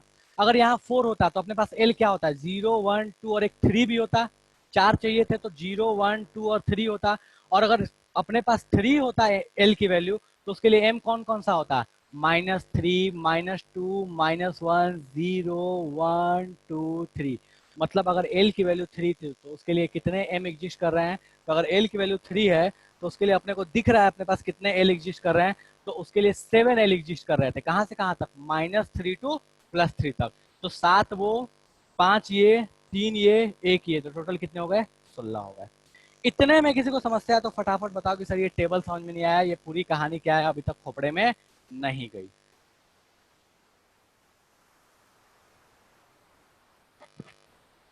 कोई ऐसा है जिसको समझ में नहीं आया, हाँ बोलो। -हाफ और प्लस हाफ वाला भी बता दीजिए। बेटा इस पे बाद में आऊंगा, ठीक है, इस पे इसको रहने दे, इसके बाद इस पे बाद में आऊंगा, बिल्कुल लास्ट में इस पे आऊंगा। इतने में किसी को समस्या है तो फटाफट बताओ कि सर समझ में नहीं आया। ये बिल्कुल आसान है, ये तो मतलब फर्जी सा है, इसमें तो कोई समस्या ही नहीं है। इतने में किसी को समस्या है तो फटाफट बताओ कि सर समस्या समझ में नहीं आया। चलो ठीक है, तो ये थी कहानी आपकी क्वांटम नंबर्स की, 3 क्वांटम नंबर्स की, इनकी वैल्यूज। हाँ बेटा बोलो। सर वहाँ पे 2 था तो -2 से स्टार्ट किए हैं, तो 4 है तो -4 से स्टार्ट करेंगे।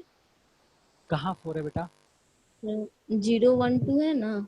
0 1 2, जब आपने n की वैल्यू 4 ली तो 0 1 2 3 ही जाएगा ना ये तो। हाँ तो 2 था तो -2 से स्टार्ट किए और 3 था तो -3 से स्टार्टिंग करेंगे ना। बिल्कुल -3 से, वही तो बोला ना मैंने कि 3 हुआ तो -3 से स्टार्ट करोगे। तो -3 -3 -2 -1 0 1 2 3 कितने हो गए 7। Yes sir. तो 7 5 3 1 कितना हो गया 16। 16। ठीक है यस सर। चलेगा। किसी को इतने में समस्या है कि सर ये पता नहीं क्या चीज हो गया, जादू हो गया, ये टेबल समझ में नहीं आ रहा अपने को। चलो ठीक है, इतने में किसी को समस्या तो नहीं है। इस पे नहीं आ रहा, स्पिन वाले पे नहीं आ रहा, स्पिन बिल्कुल लास्ट में बात करेंगे।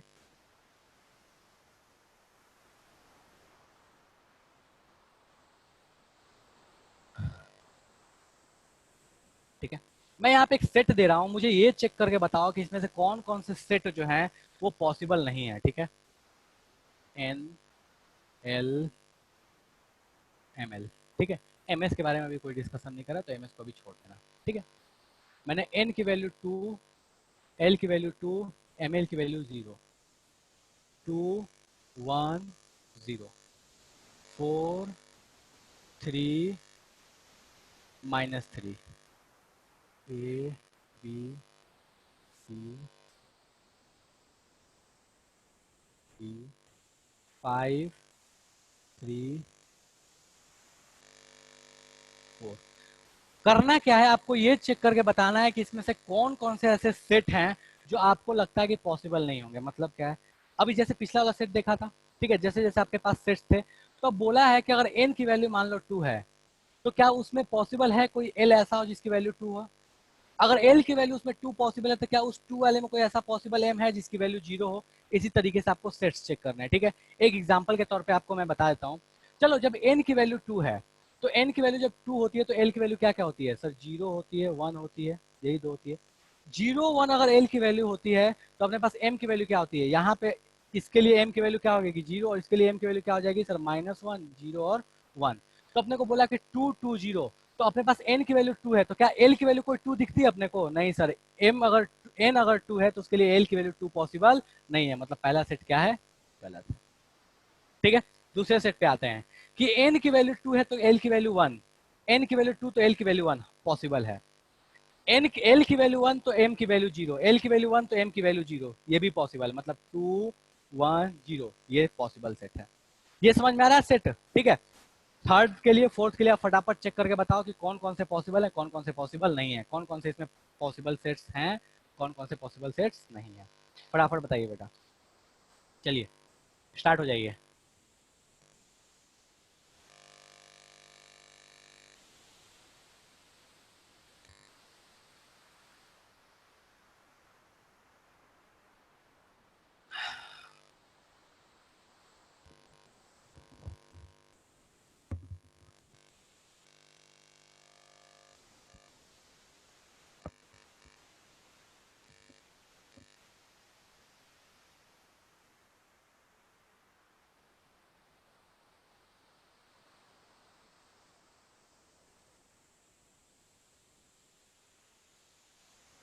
दीक्षा बोल रही है sir B C D possible है, तीनों ही पॉसिबल है। ठीक है, देखते हैं।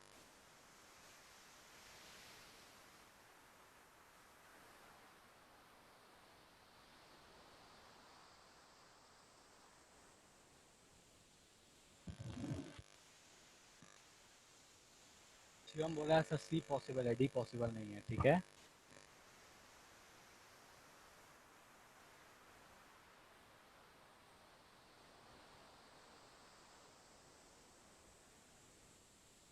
चलो ठीक है, बात करते हैं।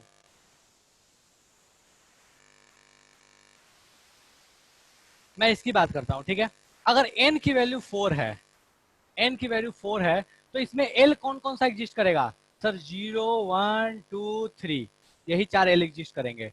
0 1 2 3 मतलब 3 तो आ रहा है। ठीक है सर, तो 4 के अंदर में 3 तो पॉसिबल है, यहां तक कोई समस्या नहीं है। अच्छा, l की वैल्यू अगर 3 है तो उसके लिए m क्या क्या एग्जिस्ट करेगा? -3 -2 -1 0 1 2 3 -3, मतलब -3 पॉसिबल है, ये सेट पॉसिबल है। कोई समस्या है किसी को? सर कहना चाहता है कि सर ये समझ में नहीं आया, फटाफट बताओ। किसी को लगता है कि सर ये समझ में नहीं आया?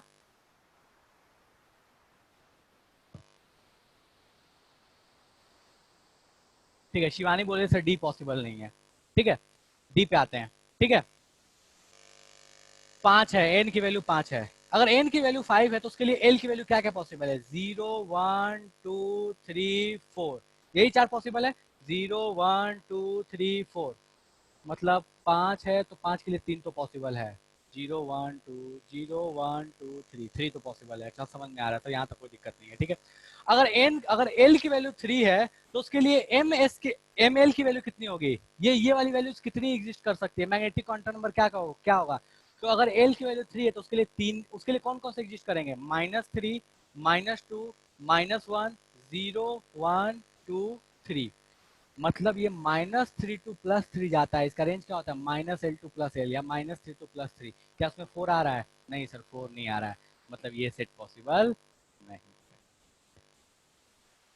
देखो, अब उतना भारी भरकम सा जो तुम पूरा कहानी देखे थे ना सर, पता नहीं क्या ही बता रहे थे। देखो, इसके क्वेश्चन यही आते हैं, लिटरल यही क्वेश्चन आते हैं। बस मैंने एक चीज में हटाई है, वो इसकी वैल्यू हटाई है, और ये जब ऐड करूंगा तो ये तो इतना फर्जी है, तुम देख के इसको तो देखने की जरूरत भी नहीं पड़ेगी कि ये क्या है नहीं। अब देखो, इसको मैं ऐड करके बताता हूँ। मैंने आपसे बताया था स्पिन क्वांटम नंबर सिर्फ 2 ही होता है, या तो +½ होता है या तो -½ होता है। ठीक है, और इसके अलावा कोई तीसरा हो ही नहीं सकता।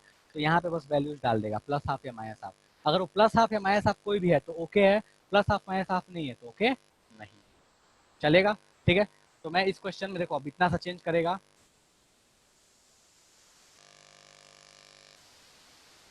मान लो यहाँ पे मैं डाल रहा हूँ -½ यहाँ डाल दिया +½ यहाँ डाल दिया -1 यहाँ डाल दिया +½ ठीक है, अब देखो यहाँ तक तो हम चेक कर चुके थे। ठीक है, अब यहाँ चेक करो, -½ पॉसिबल, ये पॉसिबल था नहीं था सर? पहले ही पॉसिबल था, यही कट गया था।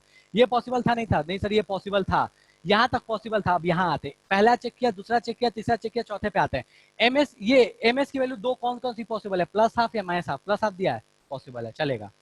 ये क्या है? पॉसिबल था, ये पॉसिबल था या नहीं था? पॉसिबल, ये वाला पॉसिबल था सर। यहाँ तक पॉसिबल था। लेकिन क्या ये एमएस की वैल्यू -1 हो सकती है? नहीं हो सकती। दो ही वैल्यू पॉसिबल है उसकी, इसका तो सोचना ही नहीं है। दो ही पॉसिबल वैल्यू है, या तो -1/2 या प्लस है, फिर -1 दिया है, गलत है, नहीं पॉसिबल है। ठीक है, लास्ट वाला ये तो यहीं कट गया, पॉसिबल नहीं है। तो इन सब में बस एक ही ऐसा सेट है, सेट नंबर बी, जिसमें चारों क्वांटम नंबर का सेट सही दिया हुआ है और सारे के सारे गलत है। कोई ऐसा जिसको ये समझ में नहीं आई पूरी कहानी? फटाफट बताओ कि सर समझ में नहीं आया। नो बॉल बाउंसर यॉर्कर जा चुका है, जल्दी बोलो। कोई ऐसा है जो ये कहना चाहता है सर ये समझ में नहीं आया अपने को? नो बॉल बाउंसर यॉर्कर चला गया, समझ में नहीं आया।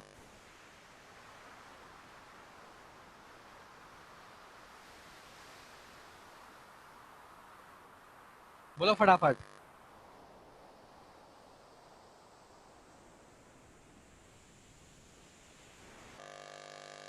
चलो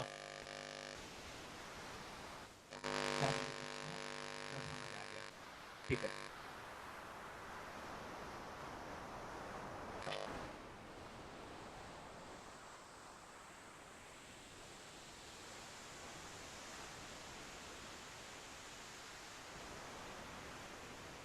तो जेई 2014 का पूरा पूछा हुआ क्वेश्चन है, मैं यहाँ पे लिख दे रहा हूँ। ठीक है, और मुझे फटाफट बताओ कि ये क्या गड़बड़ ही है, इसकी क्या गड़बड़ है। ठीक है, तो 4 क्वांटम नंबर का सेट दिया हुआ है। ठीक है, मैं चारों लिख रहा हूँ, ए बी सी, ठीक है।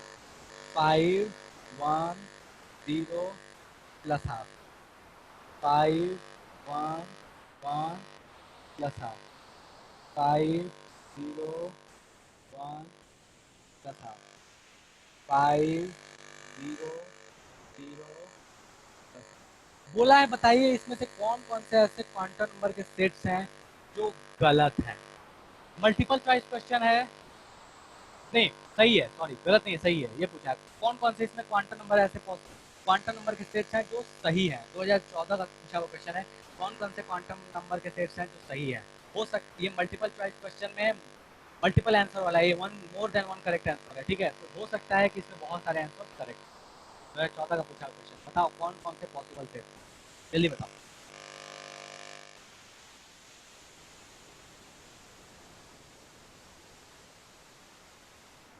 इसमें से कौन कौन से सेट्स पॉसिबल हैं, फटाफट बताइए।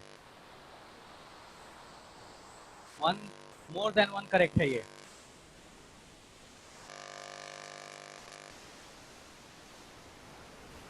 सर ये तो सबका सब सही है। सब सही है तो सही है, इसमें क्या है? चलो ठीक है, देखते हैं। 5 में 1 पॉसिबल है, नहीं है। देखते हैं 5 है तो उसके लिए क्या क्या एल पॉसिबल है? 0 1 2 3 4 सही, 0 1 2 3 4 सही। अच्छा 1 वाले में 0 पॉसिबल है, नहीं है। 1 वाले में क्या क्या हो सकता है? एम एस की वैल्यू, एम एल की वैल्यू, या ऐसे बोलो मैग्नेटिक क्वांटम नंबर की वैल्यू। कौन कौन सी पॉसिबल है? -1 0 1 0 है, सही है, प्लस हाफ ये 5 1 1 प्लस हाफ सही है। कोई ऐसा है जिसको लगता है सर ये वाला समझ में नहीं आया? ये भी सही है, 5 0 1 सही है। ये बताओ मेरे को, ये तीसरा वाला बेटा, तीसरा वाला देखो क्या सही है? नहीं है, कैसे तीसरा वाला सही? 5 में 0 पॉसिबल है क्या? पॉसिबल है सर। 0 वाले में ये वैल्यू क्या क्या पॉसिबल होती है सर? -1/2 to +L। ये 0 वाले में तो ये भी वैल्यू मिल जाएगी ना, ये 1 कैसे हो जाएगी ये बताओ। ये 1 पॉसिबल है क्या? करो, ये समझ में आ रहा है ये 1 पॉसिबल नहीं है। देखो ये 1 पॉसिबल नहीं है, ये गलत है। ये क्लियर है या पार हो गया ये वाला 1 वाला? सर बता दीजिए, नहीं आया। ठीक है बेटा, जब L की वैल्यू 0 होगी तो M की वैल्यू क्या क्या एग्जिस्ट कर सकती है? -L टू +L, यही एग्जिस्ट करता है ना। ठीक है बेटा, 0 के लिए -L टू +L का मतलब क्या हुआ? 0 के लिए -L क्या ऐसा कुछ पॉसिबल है क्या? जीरो के लिए क्या होगा? M की वैल्यू सिर्फ 0 होगी। स्टार्ट कर दो, मेरे स्टार्ट वाला टेबल देखो तो एकदम स्टार्ट वाला, जब L की वैल्यू 0 थी तो उसके लिए M की वैल्यू भी सिर्फ एक ही होती है, वो क्या होती है? 0। जब L की वैल्यू 0 होती है तो उसके लिए M की वैल्यू भी क्या होती है? सिर्फ 0 होती है और कुछ भी नहीं होता। L की वैल्यू जब 1 होता है तो M की 3 वैल्यूज हो जाती हैं, -1 0 और प्लस। M L की वैल्यू 2 होता है तो -2 -1 0 1 होता है। लेकिन जब L की वैल्यू 0 होती है तो उसके लिए M की वैल्यू कितनी होती है? 0 ही होती है, सिर्फ एक ही होती है और कोई वैल्यू उसके लिए एग्जिस्ट नहीं करती है। याद आया? देखो जो स्टार्ट में जो टेबल बनवाया था, उसमें देखो जब एल की वैल्यू 0 ली है तो उसके लिए एम की वैल्यू क्या ली है, दिखा। ये सर आ गया। अब ये भेजे में गया, ये कैसे गलत है? हम्म। ठीक है, लास्ट वाला पॉसिबल है, पॉसिबल है। एन की वैल्यू 5 है, ठीक है सर। जीरो उसमें एग्जिस्ट करेगा कि नहीं? करेगा। जीरो वाले में एम जीरो एग्जिस्ट करेगा कि नहीं? करेगा। उसमें प्लस आप एग्जिस्ट करेगा कि नहीं? करेगा। देखो यही है IIT का। मतलब इससे देखो ये लगता है ये टॉपिक ना कि पता नहीं क्या ही है, कुछ अलग लेवल का है, कुछ अलग ही जादू करवा रहा है। तो नहीं जादू, देखो ये फर्जी से क्वेश्चन चलेगा ये क्वेश्चन। अब इसमें थोड़ा बहुत तोड़ मोड़ के बहुत सारे क्वेश्चन इसमें पूछे गए हैं, अपन आएंगे सारे क्वेश्चन में। बट ये क्लियर है सबको, ये पार कर गया बेटा? ये क्लियर है या पार कर गया? क्लियर है क्या?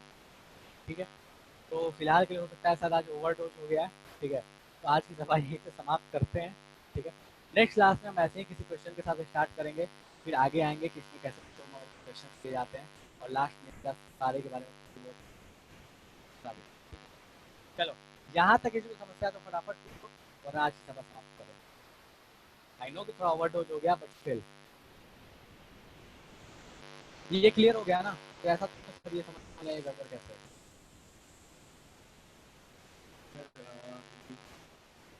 हाँ यार, अच्छा ठीक है बेटा, मैं थोड़ी देर में आपको मैसेज करके बताता हूँ रिवीजन क्लास की क्या सीन है। ठीक है, तो यहाँ क्लास देखता हूँ रिवीजन क्लास क्या सीन है। अच्छा ठीक है, इस तरह से कितनों को मोल कॉन्सेप्ट में कोई समस्या, कोई चीज़ें जो पूछने डाउट वाउट फटाफट अभी निकाले। चलो, मोल कॉन्सेप्ट में किसको किसको क्या क्या समस्या है फटाफट बताओ, किसको किसको समस्या है, तो उसके अकॉर्डिंग अपन देखते हैं क्या क्लास रखेंगे क्या करेंगे। तो आवाज नहीं जा रही है? मैं बोल रहा हूँ कि मोल कॉन्सेप्ट में किसको क्या क्या समस्या है वो फटाफट बताओ। किसको अगर कोई समस्या है तो हम और विपत्ति चल रही है मोल कॉन्सेप्ट से रिगार्डिंग, या एटॉमिक स्ट्रक्चर में बोर्स मॉडल तक। बोर्स मॉडल के बाद क्या टेस्ट नहीं आएगा?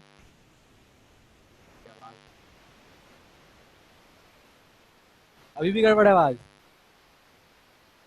ठीक है, बोर्स मॉडल में बोर्स मॉडल तक में किसी को समस्या है तो फटाफट बताओ, किसको समझ में नहीं आया, डाउट चाहिए, डाउट सेशन चाहिए तो अपन डाउट सेशन आज रख लेंगे।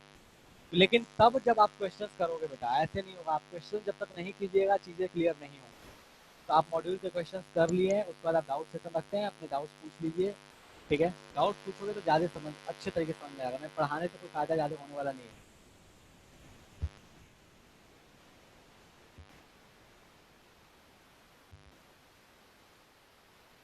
हाँ जी, अच्छा एक चीज़ है, एक नोटिस है बेटा, आज आपकी इंग्लिश की क्लास नहीं हो पाएगी और कुछ प्रॉब्लम है, इसके साथ इंग्लिश क्लास नहीं हो पाएगी। चलो ठीक है, तो डाउट सेशन अपन रख लेते हैं, कितने बजे से रखें? 12 बज रहे हैं ना, तो अपन रख लेते हैं, कितने बजे रखें ये बताओ? शाम को रखें अभी रखें? लेकिन क्वेश्चंस करके आओगे तब, क्वेश्चंस करके आना। मैं पढ़ाऊंगा नहीं, क्वेश्चंस तुम्हारे होंगे, मैं तरीका बताऊंगा सॉल्व करने का, या मैं आंसर बताऊंगा। क्वेश्चंस तुम करके आओगे, याद रखना। क्लास नहीं है, डाउट सेशन है। ठीक है, तो सिद्धांत बोल रहा है 5 बजे, 5 बजे रखें? सर मेरा बायो का क्लास है, डाउट ही है वो भी। कितने बजे है? सर पता नहीं सर, बताए नहीं है अभी तक। ठीक है, तो अभी सर ने नहीं बताया तो फिर मैं रख देता हूँ। सर को बोलना है सर केमिस्ट्री क्लास है तो आप दूसरे टाइम में रख लीजिए। ठीक है, चलो ओके ठीक है, सर। तो 5 बजे है तो मुझको अभी देखो, यूजुअली मैं 12th वालों को यार 7 बजे रखता हूँ। अगर आपको 5 बजे तो उसके साथ होगा भी तो 5 बजे होगा, 7 बजे चलेगा सबको?